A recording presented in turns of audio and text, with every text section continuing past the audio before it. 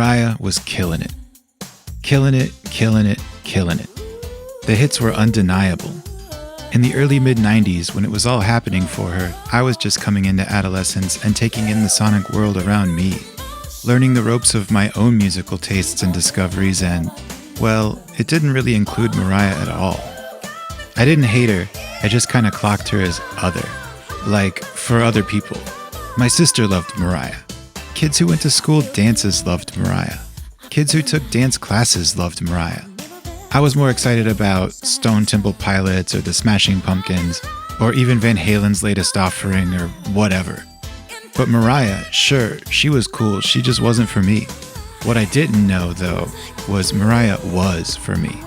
And I'm not even talking yet about the fact that I'd have no idea in the mid-90s when she made a secret angsty alternative rock album with her band Chick. I'm saying canon Mariah is for me.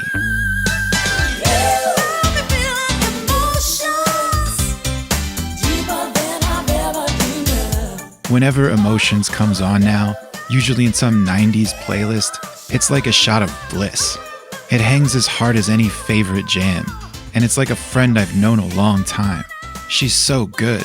Same goes for all her other jams. Hero, Dream Lover. She even made a hit out of Badfinger's 1970 jam, Without You, on 1993's Music Box, a song she loved as a little girl. But yes, also, I had no idea that Mariah Carey, while making her ultra-successful 1995 album Daydream, was also making a super cool grungy rock album that I would have adored. The band is called Chick.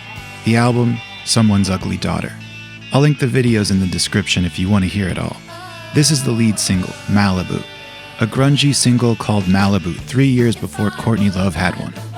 Now, Mariah's not singing lead or in the video because she can't be, but we'll get to that.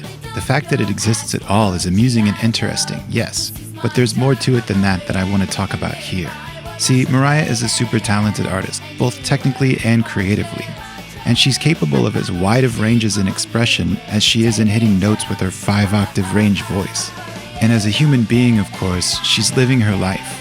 A life that by the mid-90s was very abnormal and off the rails in a skyrocketing pop star career.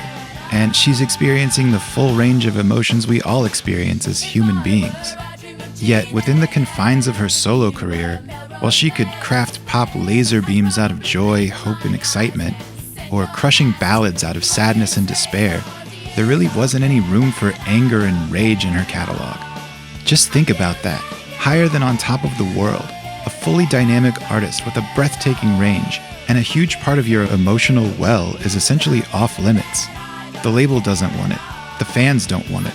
Mariah doesn't peddle anger. And silliness doesn't really get a whole lot of room to come out and play either. Though I'm sure there are silly songs and moments in the Mariah catalog. Even when they do present themselves, they have to be done with a certain demeanor. Huge potential branches of her own self pruned, whether she liked it or not. It's fair to be upset and hurt by that, even when you're playing stadiums and blasting out of every summer boombox around the world. It's almost more than fair to be upset by that. So, the Chick album provided outlets for the anger as well as some more unbridled silliness.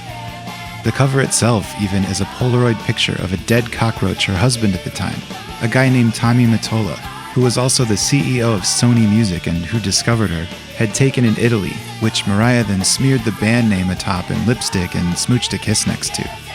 A Mariah record with a dead cockroach on it. That's the kind of stuff I love.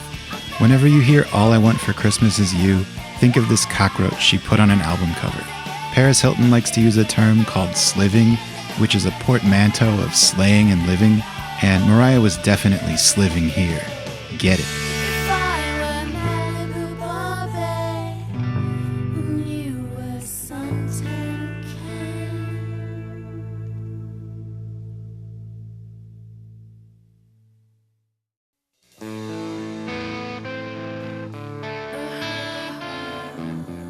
The other single, Demented, is more of a depressing, down and dirty grunge banger. One other really beautiful thing about the Chick album is this was made while they were making her legit 1995 album Daydream. They'd do these songs after long days, just blowing off steam and having fun. And the band was assembled, as I understand it, of the guys around the studio who were otherwise doing the engineering, programming, producing, and arranging type jobs.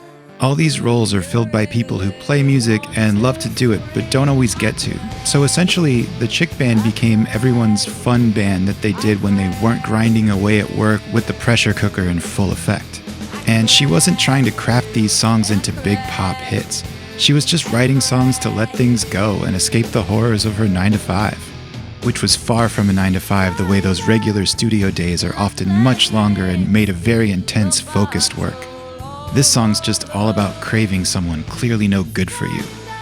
So what I'm saying is this is literally just as real and organic a band as any band anywhere in the world, comprised of people who are happy to cut loose, not be at their job, express themselves the way they want to, and not have to get it super precisely correct or meet the approval of entities highly demanding. Her band Chick has cred. It exists in all the right organic conditions. Now, to the bummer part. We already acknowledged that the label is never going to go for this, right? So what happens is like a reverse Milli Vanilli. In the case of Milli Vanilli, we had two stars who couldn't actually hack the performance, so they were secretly backed by other people's voices and work. But with Chick, we actually have Mariah, the talented star, quasi-replaced by her friend Clarissa Dane. Supposedly, she came in to retrack the lead vocals or layer atop them, and definitely be the face of the band in the music videos and album credits and everything. And with the style being so different, it's hard to tell what's Mariah and what's Clarissa, and it's best to not worry too much about that. She essentially serves as Mariah's avatar for the Chick project, and it absolutely alters the trajectory of its existence.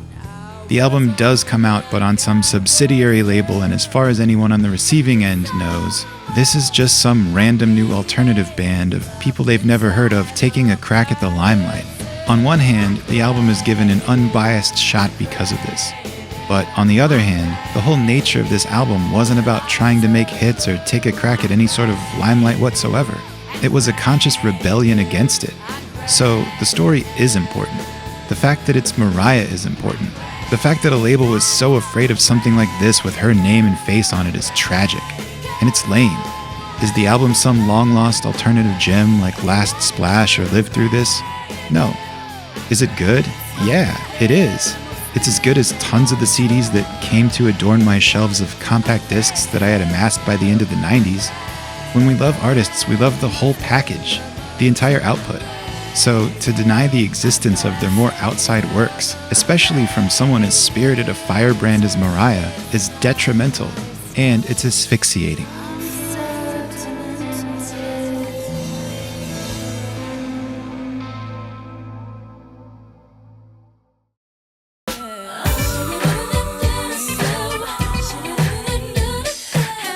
Anyway, don't get too choked up, because Mariah kicked out the jams with her proper album Daydream and had a lot of success. The lead single Fantasy even features some help from talking head Tina Weymouth and her pal Adrian Belew. Hey, I was just talking about them in another video about prog bands. Small world, right? Mariah has said that she hopes to release the version of Chick's album Someone's Ugly Daughter with her lead vocals fully restored. But as of the making of this video, that has yet to see the light of day. However, the original artifact as it came out can be found on YouTube. I'll link to a playlist in the description. I really think it's worth a cruise. It's an unexpected work from one of pop's most talented divas that feels real and has spunk, spirit, and panache. It even has a cover of Cheap Trick's Surrender. Most of us daydream of escaping our own worlds into the life of a pop star super sensation. But it's not every day you get to experience the fantasy of a pop star super sensation slipping into some faded jeans and a shaggy cardigan to rock the local dive bar. Sadly though, for Mariah, that's all it was. Just a fantasy. A sweet, sweet fantasy.